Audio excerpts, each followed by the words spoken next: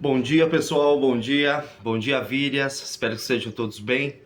Por aqui gravando mais um vídeo, sempre lembrando que a intenção dos vídeos da minha parte, é uma parte da minha liberação espiritual, porque todo Víria necessita deixar uma marca de protagonismo nesse mundo, descer esse mundo e deixar um rosto intelectual a Shambhala. Como diria Serrano, criar uma flor inexistente nesse mundo.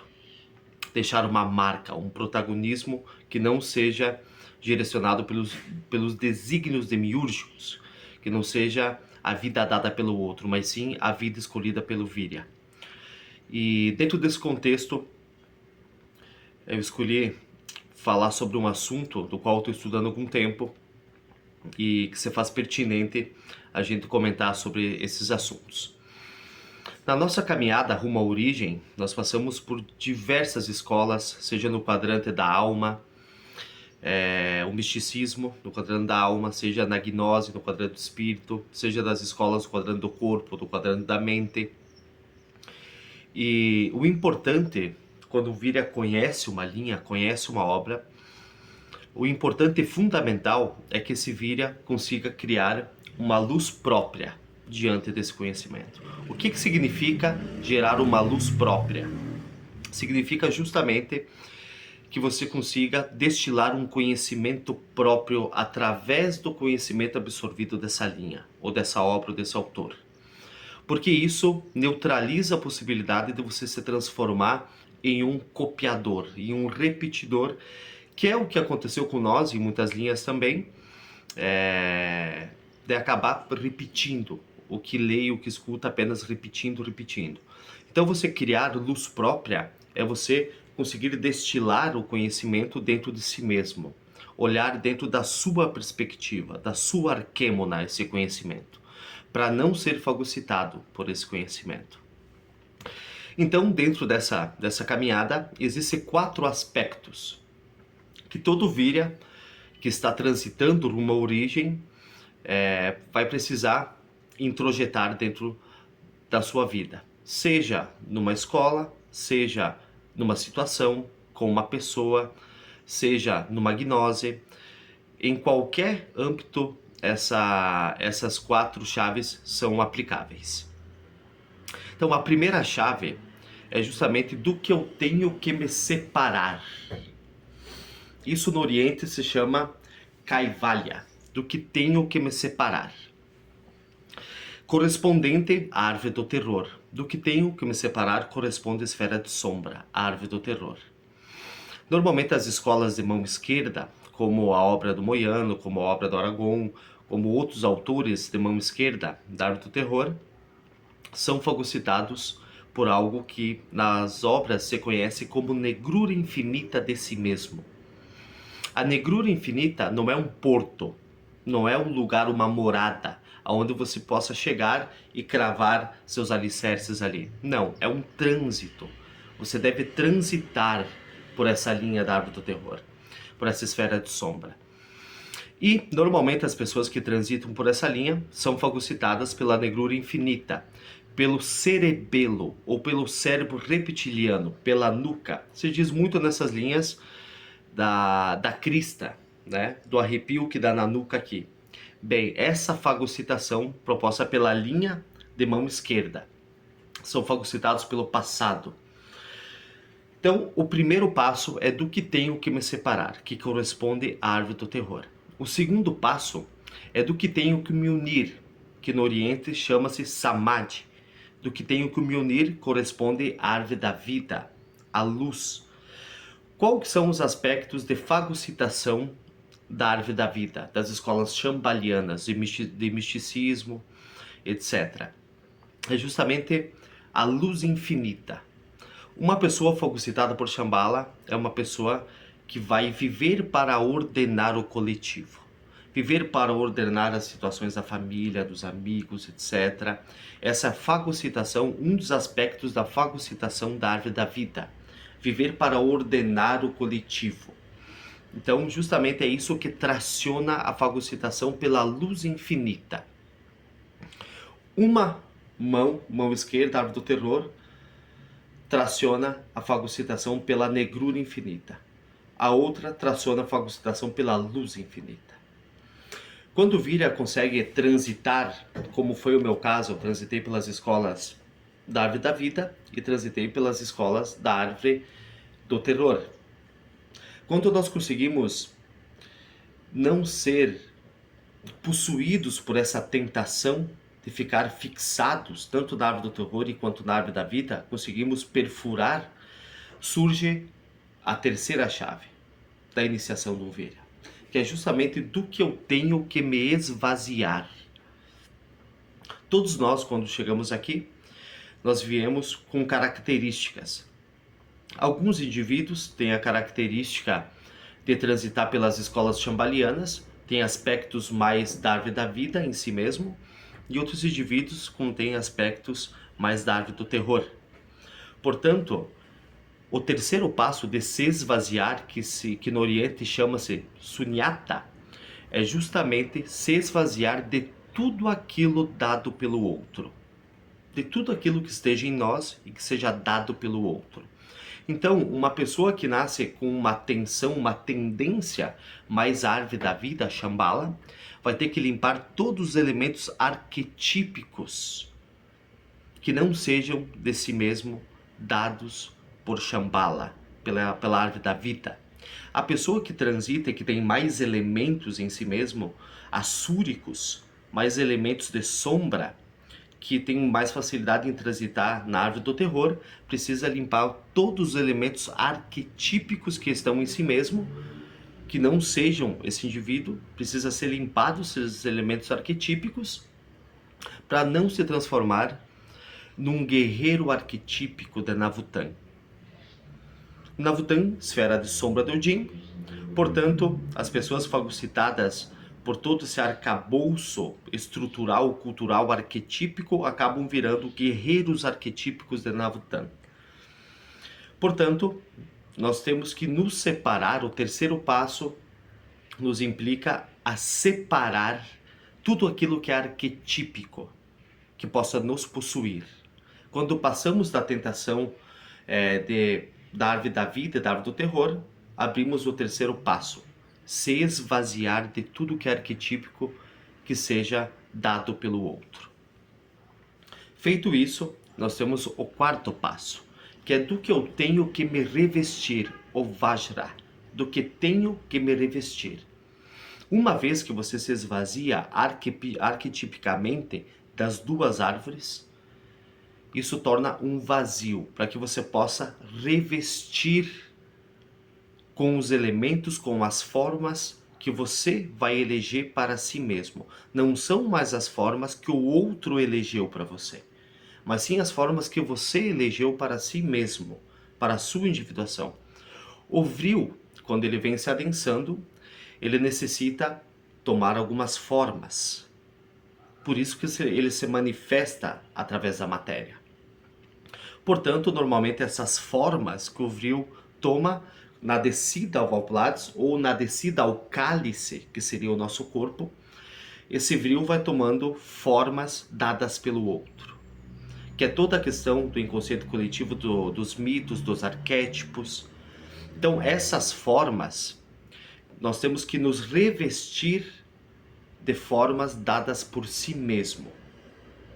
Nós temos que saber transitar com esses arquétipos. Se nós pegarmos o arquétipo de Navutan, em que se fala o deus da guerra, nós temos que inverter e utilizar para nós mesmos esse arquétipo. O que é vestir o arquétipo Navutan dado pelo outro? É justamente comprar uma guerra celestial. Comprar uma guerra que está fora. Que ilusoriamente está fora. Você utilizar com o vril o mesmo arquétipo de Navutan é trazer essa guerra para dentro. Tudo aquilo que não é si mesmo tem que ser combatido dentro. Então, de forma alguma, isso implica em ser passivo. Não, só se inverte os vetores de sentido e você começa a travar a guerra interior. Porque o Valpilates é o reflexo do micro. Portanto, a guerra está estabelecida dentro, não pode ser catapultada para fora. Portanto, tudo aquilo que eu tenho que me revestir são coisas que sejam minhas, que eu destile para mim. E não simplesmente que eu pegue um arquétipo, vista esse arquétipo e vire um Sida arquetípico, um guerreiro arquetípico, uma Kali arquetípica, uma Medusa arquetípica. Que eu não vista esses programas como eles vêm estruturados pelo outro a nós. Então, quando nós conseguimos nos separar do que nós temos que nos separar, se nós aplicarmos essas 4 chaves, elas se aplicam a qualquer situação. Quando chega uma circunstância diante da nossa vida dada pelo outro, nós temos que saber do que temos que nos separar dessa circunstância, ao que temos que nos unir, do que temos que nos esvaziar dessa circunstância e o que temos que nos revestir diante dessa circunstância. Isso se aplica ao indivíduo também, a uma pessoa que conhecemos e que podemos conhecer.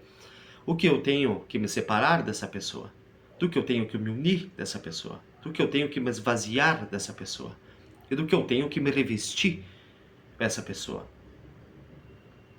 Então, portanto, todo esse caminho que nós fizemos de sintetizar e alquimizar as coisas é a verdadeira orientação. Como eu falei em outros vídeos, estar orientado não é apenas perceber uma esfera ínfima de sombra do demiurgo. Não é isso. Estar orientado é você poder ler, por exemplo, Platão e saber que Platão escreve desde a alma própria.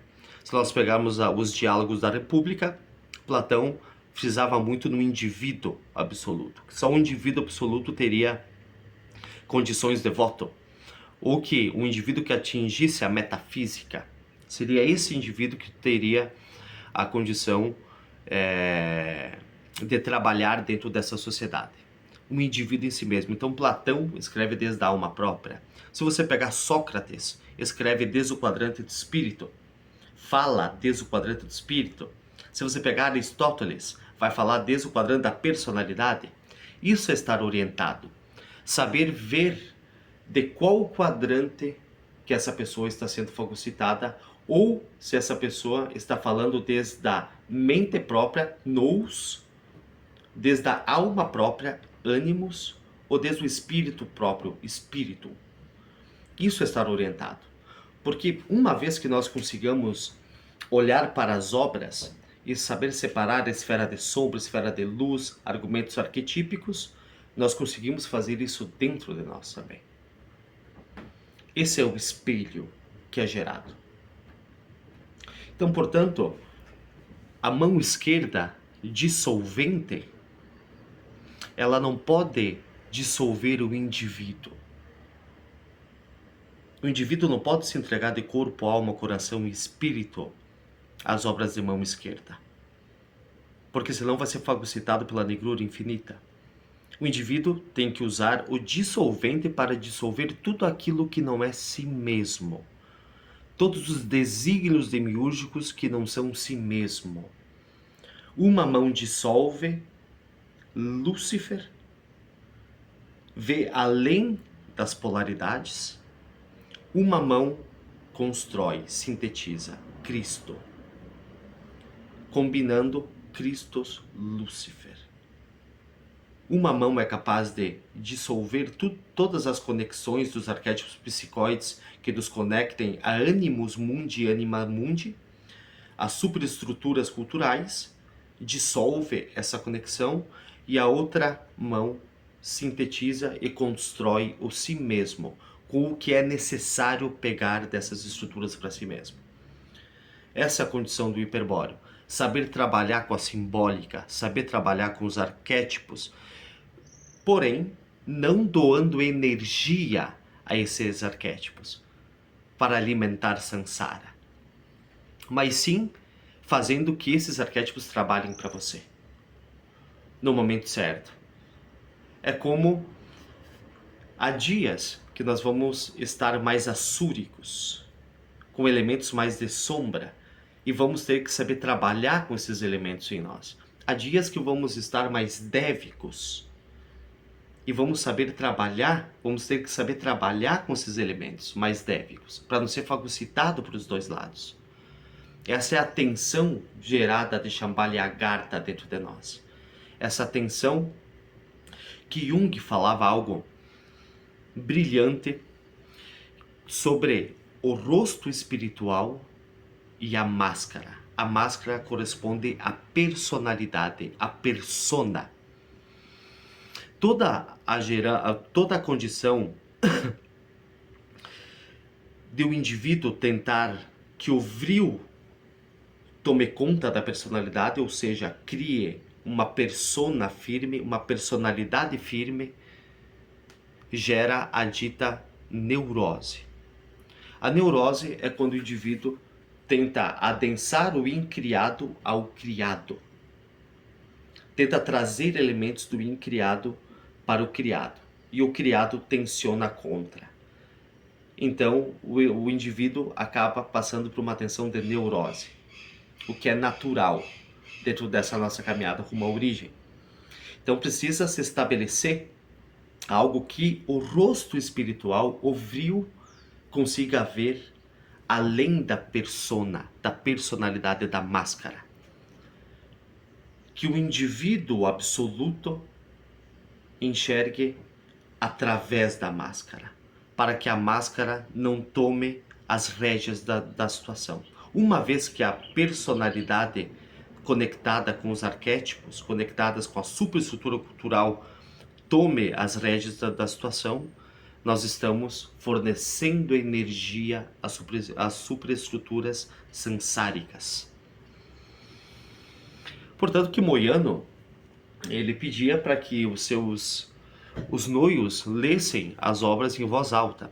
Porque quando você lê uma obra em voz alta, você cria sinapses. Você cria sinapses em relampejos, por dizer assim, de eletricidade na tua mente, criando novas sinapses.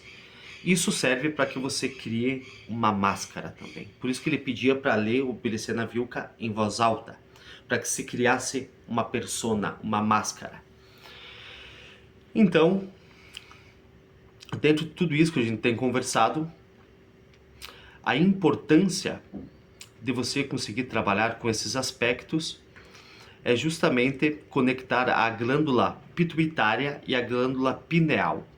Quando você não é fagocitado nem pelo passado, nem pelo futuro, entra a questão crística, a questão de descer a esse mundo para divinizar este mundo. Porém, não pode divinizar fagocitado por Shambhala. Fagocitado por tudo que é shambhaliano, querendo mudar o mundo, esperança, etc. Não. Divinizar a si mesmo. O teu microcosmos de como você vê o mundo. Isso é a questão crística do presente. Uma vez que você não é fagocitado pelo passado, nem pelo futuro, nem pela árvore do terror, nem pela árvore da vida, está o vermelho do presente. A questão crística é descer e viver em carne o presente. Poucas pessoas conseguem estar no presente. Normalmente são tracionadas ao futuro ou ao passado. Então, você estar no presente implica justamente em viver algo que nunca foi vivido e também viver algo que nunca vai ser vivido, porque você está no presente. No presente. Essa é a condição do Virya. Que os pensamentos estejam no presente. Que a personalidade esteja no presente. Que a alma esteja no presente, regadas pelo vril. E só é possível estar no presente quando você gera sincronicidade entre corpo, mente e alma. Porque o vril vai adensar dentro desse sistema para que você consiga estar no presente. Então o Virya, ele não é tracionado pela árvore do terror, vestindo os clifotes da árvore do terror. E também não é tracionado por Shambhala, vestindo os sefirotes da árvore da vida. Um Virya está na tensão que os dois polos exercem, no meio da tensão que os dois polos exercem. Se sustenta pela tensão gerada pelos dois polos. Assim, gerando uma unidade polar. Vocês percebem que, se nós pegarmos Moyano e Serrano, quando as obras são combinadas, as duas obras dos dois autores são combinadas, elas geram um polo infinito. Como eu já falei, um polo infinito, ele só pode ser um polo infinito porque ele é alimentado por duas polaridades que geram uma unidade polar. Serrano tinha os elementos que faltavam a Moyano, e Moyano tinha os elementos que faltavam a Serrano. Serrano, um escritor agartiano, tracionado por Shambhala. Moyano, um escritor agartiano, tracionado pela árvore do terror. Um tracionado pela árvore da vida, porém a forma que o Serrano escrevia era da vida própria, não da vida dada pelo outro, da alma própria, não da alma dada pelo outro. Essa é a diferença. E Moyano, com a questão com a contraparte, com a parte escura, negra. Portanto, quando você estuda as cartas de Moyano e Serrano que eles se trocaram, justamente o Serrano alerta Moyano da questão assúrica, do perigo da árvore do terror, da negrura infinita. E Moyano alerta Serrano do perigo dos devas, da árvore da vida, da fagocitação por Shambhala. Porém, ambos tinham o que um precisava no outro. Precisava fazer a síntese. Portanto, que a sinarquia não permitiu que eles trabalhassem tanto tempo juntos. Porque, se eles chegam a sintetizar as duas obras, a sinarquia perderia muito espaço aqui, na América Latina. Então, percebam o quanto que é importante sintetizar, destilar, unir os polos. O quanto que isso é importante. Nós estamos justamente rumo a esse terceiro passo, que é se esvaziar, sunyata. Se esvaziar de todos os elementos assúricos, negros. Os elementos assúricos de sombra têm que ser reduzidos, destilados, e os elementos da árvore da vida têm que ser sintetizados. Sintetizar a si mesmo. Esse modelo, nas escolas de Alexandria, na biblioteca de Alexandria, aliás, se diz que os conhecimentos da biblioteca de Alexandria eram de unificação e síntese entre esses quadrantes. Por isso que foi queimada. Então, portanto, existiu uma época de ouro, onde isso já foi feito. E se nós estamos conversando sobre isso hoje, é porque existe um registro no nosso DNA não manifestado, no inconsciente cósmico, que nos faz ter essa recordação, ou essa recordação da possibilidade de união de opostos, que é a grande chave. É a grande chave. As pessoas estão tão polarizadas que quando eu faço um vídeo falando da obra do Moyano, sobre os elementos que sim estão na obra do Moyano, elementos assúricos da árvore do terror, dos clifotes, elementos satânicos que estão dentro da obra, muito bem disfarçados, há uma construção muito bem feita na obra do Moyano, uma gnose muito potente. As pessoas, quando comentam esses vídeos, não comentam nenhum aspecto do inconsciente cósmico, da árvore do terror, dos clifotes, dos argumentos arquetípicos.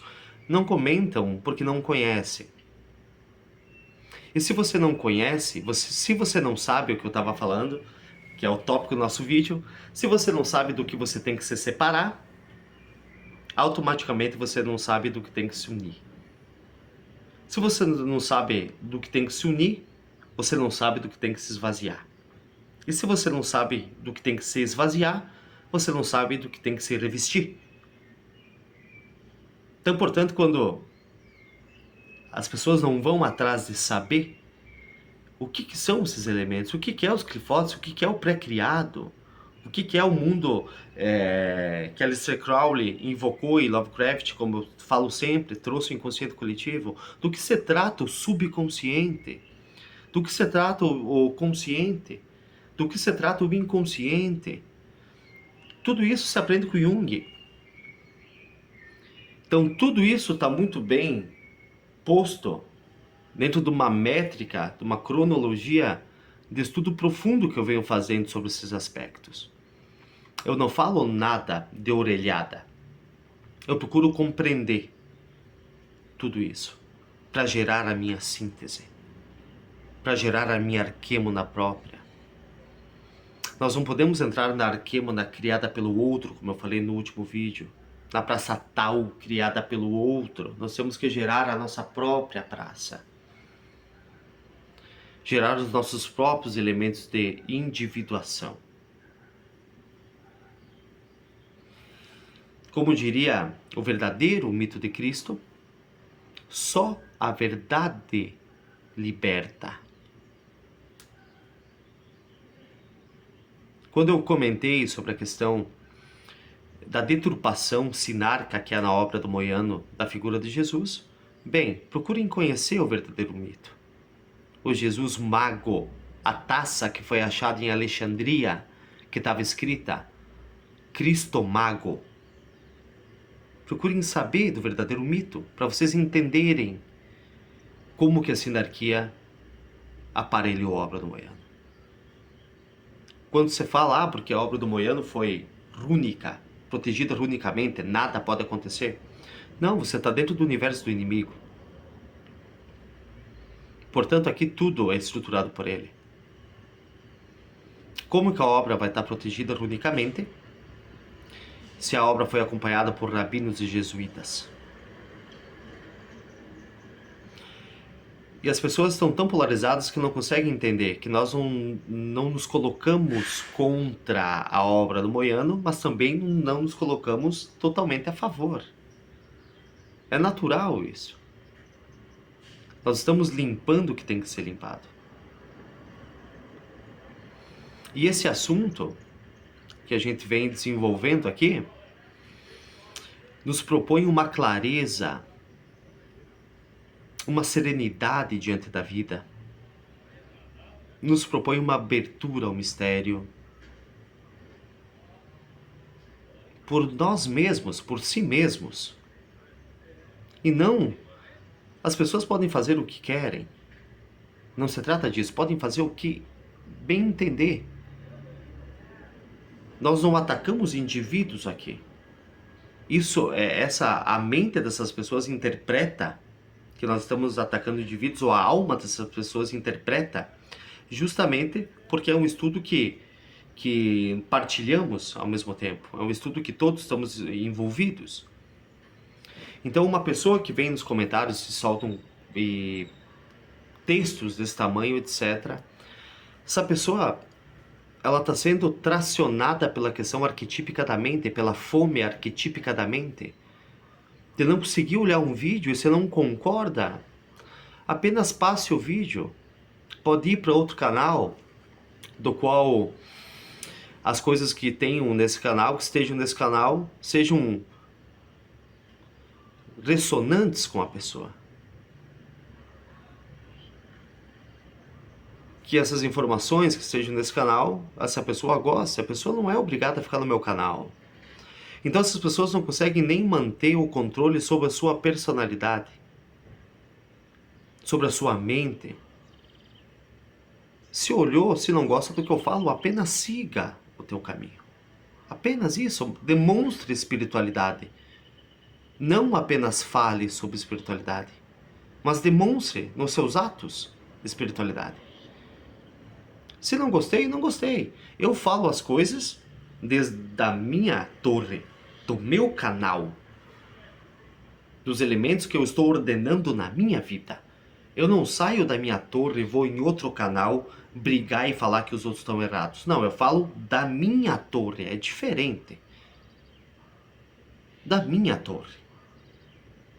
E todas as respostas que eu dou nos comentários são sempre respostas o mais curtas possíveis. Às vezes com uma atenção um pouco mais assúrica, porque é necessário trabalhar com esse sentido, porém não permitir a fagocitação da mente e da alma, do sentimento e da mente, com os argumentos arquetípicos debatendo. Simplesmente eu falo, siga teu caminho. Como chamei algumas pessoas de hiperburros, fui mais assúrico, para que essa pessoa entenda o que você está fazendo aqui. Todo Virya necessita gerar tempo e espaço próprio. Tempo e espaço próprio. Então, se esse Virya não consegue gerar tempo e espaço próprio, justamente acontece a fagocitação pela mente e pela alma. Acabo indo no canal de uma outra pessoa ofender, acabo indo falar que você é um traidor, porque não estão gerando tempo e espaço próprio. Estão fagocitados pela mente e pela alma e não percebem. Estão sendo arrastados pelas opiniões dos outros. Então, seria isso que eu teria para dizer nesse vídeo. Eu gostaria de falar que eu estou muito, mas muito feliz com tudo que vem acontecendo na minha vida, até onde eu cheguei na minha liberação espiritual. Tenho muito a agradecer a mim mesmo. E nós temos aí, eu acho que uns 20 inscritos novos aqui no canal. Sejam todos muito bem-vindos. Aqui falamos sobre síntese, sobre destilação, sobre união polar. Falamos sobre diversos autores. No decorrer dos vídeos vamos falar sobre diversos autores, alquimizando esses autores sempre, unindo esses autores, tirando os pontos iod do demiurgo no meio, que são os desígnios dele para que as coisas fiquem sempre separadas. E vamos seguir esse caminho. Tudo que eu falo aqui é desde a minha arquêmona. O importante é que vocês façam os estudos de vocês, que vocês façam as pesquisas de vocês, e que alguma coisa que eu fale aqui seja importante, que vocês possam pegar algo. Como outros Viryas abriram essa porta que eu estou seguindo, eu me disponibilizo como parte da minha individuação abrir algumas portas também. Que eu acho que essa é a verdadeira concepção da Aura Catena, né? A Aura Catena não é simplesmente fazer parte de um grupo e quando acontece algo é quebrada a Aura Catena. Não, a Aura Catena nos une porque estamos rumo à origem. Todo Virya que esteja rumo à origem, seja em qualquer lugar, vai estar conectado com outros Viryas. Então é isso, pessoal. Tenham todos um ótimo final de semana e um forte abraço. Até mais.